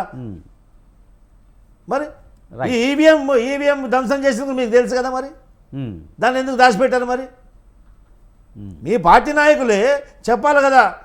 మీ పార్టీ నాయకులే మీ అభ్యర్థికి చెప్పాలి కదా, నాయన ఇలా చేయడం తప్పురా నాయనా బాబు, ప్రజాస్వామ్యం విఘాతం కలుగుతుంది, మన పార్టీ భ్రష్టు పట్టిపోతుంది, పార్టీ బదనాం అవుతుందని ఆయన బుద్ధి చెప్పాలి కదా. మీ అధ్యక్షుడు చెప్పాలి కదా. ఎందుకు చెప్పలే? మరి ఎందుకు దాచిపెట్టారు? మేము విజువల్స్ బయటికి తీసిన తర్వాత ఇప్పుడు మీరు మాట్లాడతారా? అంటే ఈ కొట్టడానికి, ఆ ఈవీఎం ధ్వంసం చేయడానికి ఒకటే నేరమా అండి? కొట్టడం అది వ్యక్తిగతం అయిపోతుంది. ఈవీఎం ధ్వంసం చేయడం ఏది? ప్రజాస్వామ్యాన్ని ధ్వంసం చేస్తున్నారు మీరు, అది గుర్తుపెట్టుకోవాలా. మరి ఇప్పుడే పోలింగ్ రోజు, పోలింగ్ తర్వాత ఈ పరిస్థితి ఉంటే మరి కౌంటింగ్ రోజు పరిస్థితి ఏంటనే ఒక భయం అయితే వాళ్ళు ఓడిపోవడం ఖాయం. వై నాట్ 175 అని కొట్టుకుంటున్నారు కదా డబ్బాలు వాళ్ళు. అందుకెళ్ళి 5 తీసేసినాం ఆల్రెడీ. మేము 5 తీసే ఎన్ని మిగులుతుంది? 17 ఎంత అవుతుంది సార్? 17 అవుతుంది. They are going to get such that kind of result. ఆ తర్వాత చూడండి, నీ వల్ల మేము వెళ్ళిపోయినామని వాళ్ళు కొట్టుకోవడం. ఎలాంటి విషయాలు ఈ విజువల్స్ మీరు చూస్తారో చూడండి. ఇలాంటి విషయాలను కొన్ని ట్రోలింగ్ జరిగాయి జగన్మోహన్ రెడ్డి. 175కి 5 తీసేస్తే ఎంత అవుతుంది? 170 అవుతుంది కదా. అంటే న్యూమరికల్గా చెప్తున్నా. ఇదే విషయంలో జగన్మోహన్ రెడ్డి న్యూమరికల్గా చెప్తున్నా. ఆ 5 మొత్తం న్యూమరికల్గా తీసేయండి, 17 మిగులుతుంది. డబుల్ డిజిటే మిగులుతుంది. డబుల్ డిజిటే వాళ్ళకి మిగిలేదు. ఆ డబుల్ డిజిట్తో చూడండి ఏమేమి నాటకాలు అయితే అక్కడ చూడండి మీరు. ఆ తర్వాత మీరు వైసీపీ ఆఫీస్లోనే ధ్వంసం జరగకపోతే అడగండి, వాళ్ళే ధ్వంసం చేసుకుంటారు. ఎందుకంటే వాళ్ళ మొత్తం దగ్గరకు వచ్చేసిన కాలం అంతా 5 సంవత్సరాల పదవి కాలం ఏ విధంగా దుర్మార్గాన్ని చేశారో చూశారు. పోలింగ్ బూత్లో ఓటర్ అనేది లైన్లో నిల్చొని అభ్యర్థిని చూస్తే ఎగిసిపడుతున్నారు. అంటే వాళ్ళు చేసినటువంటి అరాచకాలు తెనాలి అదే జరిగింది. ఇంకెందుకు రాబాయి నీకు ఓట్లు పడవు అని చెప్పేసి ఓటర్ డైరెక్ట్గా అన్నాడు, మీకు ఓట్లు ఎవరు వేయరని చెప్పి కడాఖండిగా చెప్తే నీకు ఓటు పడదన్నప్పుడు ప్రజాస్వామ్యంలో ఒక అభ్యర్థి ఏం చేయాలా? సరే అని పక్కకి వెళ్ళిపోవాలా, ఏమైనా ఉంటే కంప్లైంట్ చేసుకోవాలా. విచక్షణరహితంగా పోయి ఆయన మీద దాడి చేస్తే ఏం జరిగింది? ఉల్టా వాడు ఈడ్చి లంపకాయ కొట్టిండు. ఓన్ పరువు పోయిందాడా? ఓన్ పడిపోయింది. ఖచ్చితంగా ఎమ్మెల్యే పరువు పోతుంది. మరి ఇదేమైంది? ఒక కొత్త ఆనవాయితీ తెరలేపారు. అప్పుడు ఆ వైసీపీయా ఇంకా వేరే ఎమ్మెల్యే పక్క పెట్టండి. ఒక అభ్యర్థి ఓటర్ అభ్యర్థిని కొట్టినంటే రేపు ఇంకా ఎమ్మెల్యేని కూడా కొడతారు. రేపు ఈ కొత్త ఆనవాయితీ స్టార్ట్ చేశారు, ఆల్రెడీ కొట్టారు కదా, అంతే స్టార్ట్ అవుతుంది. ఇప్పుడు రేపు పని చేయకపోతే వీధుల్లోకి వచ్చినప్పుడు ఎమ్మెల్యేని పట్టుకొని తనడం జరుగుతుంది. ఇది ఖచ్చితంగా జరుగుతుంది. రైట్. సుజాత గారు, మీరు ఎలా చూస్తారు? ముఖ్యంగా పోలింగ్ రోజున కానీ తర్వాత కానీ అధికారుల తీరుపై కూడా కొంత చర్చ నడుస్తుంది. పోలీసులు కూడా స్థానిక నాయకులకు సహకారం అందిస్తున్నారు, అందుకే ఈ గొడవలు మరింతగా జరుగుతున్నాయనే వాదన ఉంది. కూటమి అభ్యర్థులు కొంతమంది అధికారుల మీద, అంటే ఈ అధికారులు మాకు ప్రజాస్వామ్యాన్ని రక్షించరు, వైసీపీకి అనుకూలంగా ఉన్నారు, కొన్ని చోట్ల అధికారులను మార్చండి అని రిక్వెస్ట్ పెట్టడం జరిగింది ఎలక్షన్ కమిషన్ కి. కాకపోతే ఇక్కడ జరిగింది ఏంటంటే ముందు మార్చాల్సింది సిఎస్ ని మార్చాల్సింది, సిఎస్ ని, డీజీపీని, అలాగే కొంతమంది అధికారుల్ని మార్చమని చెప్పి కూటమి రిక్వెస్ట్ పెట్టడం జరిగింది. ఇక్కడ జరిగింది ఏంటంటే సిఎస్ జవహర్ రెడ్డి గారు ఎవరైతే ఉన్నారో అతను జగన్మోహన్ రెడ్డి గారికి అత్యంత ఆప్తుడు. ఇప్పుడు ఏమైందంటే అధికారులు మార్చారు, కానీ నెక్స్ట్ అక్కడ రీప్లేస్ చేసే అధికారులు వాళ్ళకి ప్రపోజల్స్ పంపాల్సింది ఎవరండి? సిఎస్ఏ. మళ్ళీ వైసీపీకి అనుకూలంగా ఉన్న అభ్యర్థులు ముగ్గురు చొప్పున మళ్ళీ ఎలక్షన్ కమిషన్ కి ప్రపోజల్స్ పంపడం జరిగింది. అందులోంచి మళ్ళీ అభ్యర్థి వచ్చారు. అంటే ఇప్పుడు ఏమైందంటే ఒకరు పోయి ఇంకొకరు వచ్చారు, కానీ అక్కడ జరిగింది ఏం లేదు. వైసీపీకి అనుకూలంగా ఉన్న ఆఫీసర్లే మళ్ళీ అక్కడ అపాయింట్ చేయడం జరిగింది. అంటే ఇప్పుడు అసలు కీ పాయింట్ ఎవరి దగ్గర ఉంది? సిఎస్. ఆయన్ని ఇప్పుడు ఈ రోజు ఎలక్షన్ కమిషన్ ముందు జవాబుదారీగా నుంచోవలసిన పరిస్థితి. డీజీపీని, సిఎస్ ని ఢిల్లీ పిలిపించి వివరణ అడిగారు అంటే కనుక అక్కడ ఎన్ని రకాల తప్పిదాలు జరిగినాయి. ఇప్పుడు టీడీపీ అది తెలుసుకుని వివరణ అడిగి సీసీ కెమెరా రికార్డ్స్ అవి డిమాండ్ చేసింది కాబట్టి వారం రోజుల తర్వాత ఈ విషయాలు బయటకు వచ్చాయి. ఇంకా ఎన్ని చోట్ల ఇలా డిమాండ్ చేస్తున్నాం, ఈవెన్ ఇంకా ఎన్ని వివరాలు బయటకు వచ్చేది ఉన్నది కూడా త్వరలోనే బయటకు తెలుస్తుంది. అంటే ఫెయిర్ ఎలక్షన్స్ జరగకుండా ఇలాగా వైసీపీ వ్యవహరించిన తీరైతే నిజంగా చాలా ప్రజాస్వామ్యాన్ని సుజాత గారు ఎవరికి వాళ్ళే చెప్తున్నారు, వాళ్ళు మేనేజ్ చేశారంటే వీళ్ళు మేనేజ్ చేశారని చెప్తున్నారు. ముఖ్యంగా శ్రీనివాస్ రెడ్డి గారు అంతకుముందు చెప్తే కూడా అనంతపురంలో తాడిపత్రిలో అయితే పెద్దారెడ్డి ఇంటి మీద పోలీసులే దాడులు చేసి సీసీ కెమెరాలు పాల్గొంటున్న దృశ్యాలే మనకు కనిపించాయి. అంటే స్థానికంగా ఉన్న నేతలు ఎవరు బలంగా ఉంటే వాళ్ళు టీడీపీయా లేదా వైసీపీ అనే విషయం పక్కన పెడితే స్థానికంగా ఉన్న నేతలు ఆ లోకల్గా ఉన్న వాళ్ళని కొంత ఇన్ఫ్లుయెన్స్ చేస్తారన్నమాట వాస్తవం కాదంటారా? ఇప్పుడు అన్ని చోట్ల సీసీ కెమెరాలు రికార్డ్స్ ఉంటున్నాయి సార్. ఎవరు దాడి చేసినా వాళ్ళు నిరూపించుకోవచ్చు. ప్రభుత్వం పారదర్శకంగానే చట్టాలు ఉంటాయి అందరికీ. రాజ్యాంగం అనేది ప్రతి ఒక్కరికి చట్టాలు కూడా అందరికీ పారదర్శకంగానే ఉంటాయి. వాళ్ళని నిరూపించమనండి, వాళ్ళని కేసులు వేయమనండి. అధికారం స్టిల్ వాళ్ళ చేతిలోనే ఉంది. వాళ్ళని ఎవరు కాదన్నారు? ఇప్పుడు వీడియోలు చూపిస్తున్నారు మిత్రులు. అలాంటి వీడియోలు వైసీపీ, టీడీపీ దగ్గర, జనసేన దగ్గర వందల కొద్దీ ఉన్నాయి. స్థానిక సంస్థల ఎలక్షన్స్ అప్పుడు మనం చూసాం, కారులోకి రాడ్లు పెట్టి కొట్టేసిన విధానం. అలాగే కనీసం నామినేషన్లు కూడా వేయనీయకుండా అభ్యర్థులను తరిమి కొట్టిన విధానం. నామినేషన్లు వేసి కూడా అడవుల్లోకి వెళ్లి దాక్కున్న విధానం. అంటే వీళ్ళు ఫెయిర్ ఎలక్షన్స్ జరగకుండా మొదటి నుంచి ప్రయత్నిస్తూనే ఉన్నారు. అది తిరుపతి బై ఎలక్షన్స్ లోనే జరిగింది. ఇప్పుడు ఈ ఎలక్షన్స్ లో కూడా అదే రిపీట్ అవుతుంది. అంటే వైసీపీ ఓడిపోతామని వారికి తెలిసిపోయిందండి. కాబట్టి వాళ్ళు బెట్టింగుల్లో కనీసం ఈ లాస్ట్ లో ఓడిపోబోయే ముందు బెట్టింగుల్లో 1,000 కోట్ల బెట్టింగులు జరుగుతున్నాయి. అందులో వాళ్ళ యొక్క నాయకుల్ని, వాళ్ళ యొక్క కేడర్ కి బెట్టింగుల్లో బెనిఫిట్ పొందే విధంగా ఈ రోజు 175 అంటూ మేకపోతు గాంభీర్యాలు ప్రదర్శిస్తూ ఆల్రెడీ వైసీపీ నాయకులు తట్టబుట్ట సర్దేసుకుని విదేశాలకు వెళ్ళిపోయిన పరిస్థితి అందరం చూస్తున్నాం. అంటే జగన్మోహన్ రెడ్డి గారు ఆఫ్రికాలో ఆల్రెడీ లిక్కర్ బిజినెస్ ఎస్టాబ్లిష్ చేసి ఆయన అక్కడ ఫుల్ ఫ్లెడ్జ్ గా ఇంకా అక్కడ ఎస్టాబ్లిష్ అవ్వడానికి అవన్నీ వదిలేండి మనకి. కాబట్టి వాళ్ళు 175 అనేది ప్రజల్ని మభ్యపెట్టడానికి మాత్రమే అండి. ఆ 151 లో మేము అటు 1 కానీ ఇటు 1 కానీ పోతుందని మేము అనుకుంటున్నాం. ఏదేమైనా ఇప్పుడే పరిస్థితులు ఎలా ఉంటే కౌంటింగ్ రోజున ఇంకా ఘోరమైన పరిస్థితులు ఉంటాయి అనే మొదటి నుంచి మనం అనుకుంటున్నమాట.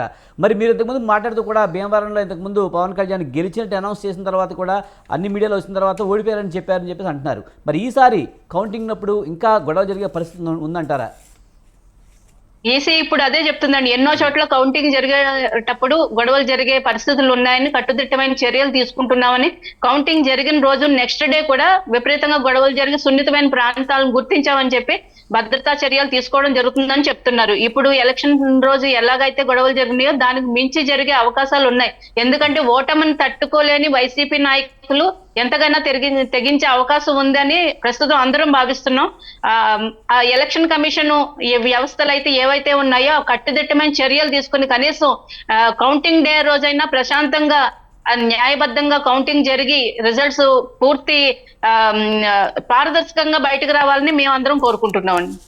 రైట్. శ్రీనివాస్ రెడ్డి గారు, మీరు ఎలా చూస్తారు? ముఖ్యంగా ఇప్పుడు జరుగుతున్న ఘటనలు చూస్తే కనుక ఇప్పుడున్న స్ట్రాంగ్ రూమ్లు సేఫ్ అని అంటారా? ఎందుకంటే గతంలో మనం చూసిన ఎన్నికల పోలింగ్కు ముందు నకిలీ ఈవీఎంలు బయటపడడం, నకిలీ వీవీప్యాట్లు బయటపడడం చూస్తే కనుక ఈ స్ట్రాంగ్ రూమ్లు కూడా ఎంతవరకు సేఫ్ అనే వాదన అయితే నెలకొంది.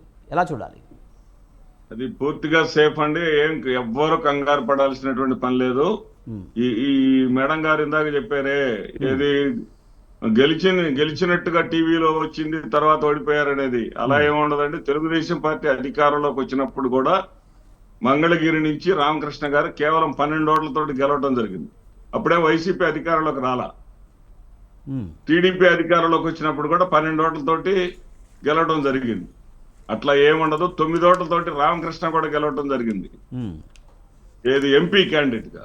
అట్లా అంత గుడ్డిగా ఉంటే ఇది మన వ్యవస్థలు అంత గుడ్డిగా పనిచేస్తాయని చెప్పేసి మీరు అనుకోవాల్సిన పని లేదమ్మా. అట్లా ఏమి ఉండదు. మా సిఎస్ ఇక్కడ వీళ్ళకి ప్రైవేట్ సంభాషణలో చంద్రబాబు నాయుడు గారు 39 మందిని మార్చారు, కానీ మనకు అనుకున్నటువంటి సిఎస్ జవహర్ రెడ్డిని మార్చలేదు అనేటటువంటి బాధ ఆయన పడ్డాడు. ఆయన పడినటువంటి బాధని పురంధేశ్వర్ గారు పడ్డారు. పురంధేశ్వర్ గారి తర్వాత ఈ సుజాత గారి నోటెమ్మడి కూడా వింటున్నా. వీళ్ళందరి బాధ ఏంటంటే జననామ స్మరణ వీళ్ళు చేయలేరు సార్. జనానికి మేలు చేయలేరు, జనంతో కలిసి ఉండలేరు. జగన్నామ స్మరణ చేసి జగన్ మాకు కావాల్సినటువంటి పబ్లిసిటీ వీళ్ళు బ్రహ్మాండంగా చేసి పెడుతున్నారు. అదే సమయంలో ఇప్పుడు జగన్మోహన్ రెడ్డి ఒక్కడే సరిపోలా, జవహర్ నామ స్మరణ కూడా చేస్తున్నారు. అతన్ని తొలగించలేకపోయినా వీళ్ళు బాధపడినా సరే అతను ఏమైనా తప్పు చేసి ఉంటే తొలగిస్తారు. తర్వాత రెండో విషయం ఏంటంటే ముఖ్యమంత్రి గారు ఇష్ట ప్రకారం ఉంచరు. రాజశేఖర్ రెడ్డి గారు ఇంతకన్నా గొప్ప ముఖ్యమంత్రిగా ఉన్నటువంటి రోజుల్లోనే ఆ రోజున సిఎస్ని మార్చినటువంటి పరిస్థితి, ఆ రోజున డీజీపీని మార్చినటువంటి పరిస్థితి. ఈ సిఎస్ డీజీపీలను వాళ్ళు పిలిచిన తర్వాత వాళ్ళు చెప్పింది ఏంటంటే ఎన్నికల తర్వాత వాంటెడ్ గా అరాచకాలు జరుగుతూ ఉన్నాయి. మొదటి రోజు కూటమి వాళ్ళు దాడులు చేస్తే ప్రతీకార చర్యలుగా రెండో రోజు అధికార పార్టీ వాళ్ళు కూడా రెచ్చిపోయారు. కాబట్టి కౌంటింగ్ రోజు కూడా గొడవలు జరిగేటటువంటి పరిస్థితులు ఉంది. 20 రోజుల పాటు కేంద్ర బలగాల్ని కొనసాగించాలని చెప్పేసి బాధ్యతాయుతంగా డీజీపీ గారు సిఎస్ గారు కోరటం జరిగింది. దానికి కేంద్ర ఎన్నికల కమిషన్ కూడా అంగీకరించడం జరిగింది. ఎన్నికల కౌంటింగ్ సజావుగా జరుగుతుంది. అదేవిధంగా జూన్ నెల 9వ తేదీన 9:38 జగన్మోహన్ రెడ్డి గారు విశాఖపట్నంలో ముఖ్యమంత్రిగా ప్రమాణ కౌంటింగ్ కూడా పూర్తి అవ్వాలి. అప్పటి వరకు మనం ఏం చెప్పలేని పరిస్థితి. కానీ ముఖ్యంగా చూస్తుంటే పోలింగ్ ముందు కానీ తర్వాత కానీ చూస్తే దాడులు అయితే దాడి మీద కేసులు నమోదవుతుంటాయి. తర్వాత ప్రభుత్వాలు ఏర్పడ్డాక ఆ కేసులు అంతగా నిలబడిన పరిస్థితులే కనిపిస్తూ ఉంటాయి. ఇంతకుముందు చూసాం మనం, చాలామంది అధికార పార్టీలోకి వెళ్తుంటారు. 100,000 కోట్లు కూడా మోసాలు చేసిన వాళ్ళని, బ్యాంకులు మోసాలు చేసిన వాళ్ళు కూడా అధికార పార్టీలోకి వెళ్తుంటారు. తర్వాత కేసులు నీరు గారిపోతున్న పరిస్థితి కనిపిస్తూ ఉంటుంది. విజయ్ గారు ప్రాధాన్యాన్ని బట్టి ఉంటుంది. ఇప్పుడు అతను గుంతకల్లో గుప్తా గారు చేసినటువంటి ఈ ఈవీఎం ధ్వంసము అక్కడేమో ఇంకా అయిపోయింది, రిజల్ట్ వచ్చిందని ఎవడో పట్టించుకోవాలా, అట్లా ఉంటది. కానీ ఇది ఇప్పుడు ఈ కేసుని వీళ్ళు ఏంటంటే కేసు స్టడీగా తీసుకొని కృష్ణదేవరాయలు గారు, చంద్రబాబు నాయుడు గారు వీళ్ళందరూ కూడా కొమ్మక్కై దీన్ని తీసుకొని ఆంధ్రప్రదేశ్ రాష్ట్రంలో ఏదో అరాచకం జరిగిపోతుందని భారతదేశానికి తెలియజేయాలని చెప్పేసి ఇప్పటిదాకా విషం చిమ్మి ఆంధ్రప్రదేశ్ ప్రజలంతా రౌడీలు అన్నట్టుగా చేశారు ఇప్పటిదాకా వీళ్ళు. దీన్ని కొత్తగా చేయబోతా ఉన్నారు. ఇలాంటివేమి ఫలించవు. చట్టం తన పని తాను చేసుకుపోతుంది. జగన్మోహన్ రెడ్డి గారు రెండోసారి ముఖ్యమంత్రి అయిన తర్వాత ఇప్పుడే మేడం గారు అన్నారే, ఆయన జగన్మోహన్ రెడ్డి గారమ్మా 27నే వస్తున్నారు, మీరు ఏదో అక్కడే ఉంటారని చెప్పేసి ఏదో కహానీలు చెప్తా ఉన్నారు ఇందాకటి నుంచి. 27వ తారీఖు నాడే వస్తున్నారు అంటే కౌంటింగ్ కి వారం రోజులు ముందుగానే వస్తున్నారు. మీ వాళ్ళు పారిపోయిన వాళ్ళు వస్తారో రాదో అది కనుక్కోండి ముందు. వాళ్ళు ఎక్కడున్నారో కూడా మీకు అడ్రస్ చెప్పట్లా వాళ్ళు. ఆ చంద్రబాబు నాయుడు, ఆ లోకేష్ వస్తారో లేదో, ఈశ్వరాన్ని ఎక్కడ కలిశారో, లేకపోతే ఆ ఈఏ శ్రీనివాసన్ కలిశారా, ఎక్కడ డబ్బులు దాశారు, ఏం చేస్తున్నారు, ఆ గొడవలు ఎందుకు, వాళ్ళదేదో వాళ్ళ బాధలు ఏంటో చూసుకోండి ముందు. ఎందుకంటే మీకు డబ్బులు ఇచ్చేది కూడా వాళ్లే కదా. ఈ పవన్ కళ్యాణ్ గారికి ఉదారంగా డబ్బులు ఇచ్చేది కూడా వాళ్లే కదా, ప్యాకేజీలు ఇచ్చేది కూడా. కాబట్టి మీరు ఆ డబ్బుల వ్యవహారాలు చూసుకోండి. రైట్ శ్రీనివాస్ రెడ్డి గారు ఓకే, మనం ఇంకా మాట్లాడదాం. రైట్, మీరేం చెప్తారు? జగన్మోహన్ రెడ్డి ప్రమాణ స్వీకారం గురించి కూడా వాళ్ళు ఏర్పాట్లు చేసుకుంటున్నారు. కౌంటింగ్ కూడా ఇంకా స్టార్ట్ కాలేదు, ఇంకా డేట్ కూడా రాలేదు. ఎలా చూడాలి? విజయ్ గారు, పగటి కళలు కలడానికి అందరికీ అధికారం ఉంది. కానీ ఏం జరుగుతుంది? 4వ తారీఖు వరకు ఓపిక పట్టండి. జగన్మోహన్ రెడ్డి గారు విశాఖపట్నంలో ప్రమాణ స్వీకారం చేస్తారా, అటు నుంచి బంగాళాఖాతం పోతుందా తెలియదు. మేము ఖచ్చితంగా కూటమి ప్రభుత్వం రాబోతుంది, మేము ప్రమాణ స్వీకారం కూడా చేస్తాము. మొత్తం అంగరంగ వైభవంగా మొత్తం ఏర్పాటు చేస్తాం కూడా. మేము గెలిచిన తర్వాత ఏర్పాటు చేసి చూపిస్తాం. మీకు చెప్పడం వల్ల అది చేయడం చాలా డిఫరెన్స్ ఉంటుంది. 4వ తారీఖు ఏం జరగబోతుందన్నది ప్రతి ఒక్క ఓటర్ మదిలో ఉన్నది. రిజల్ట్ అనేది ఈవీఎం బాక్స్లో నిక్షిప్తమై ఉన్నది. 4వ తారీఖు వరకు ఓపిక పట్టండి. ఆ రోజు మీరు కొట్లాడుకోకుండా చూడండి.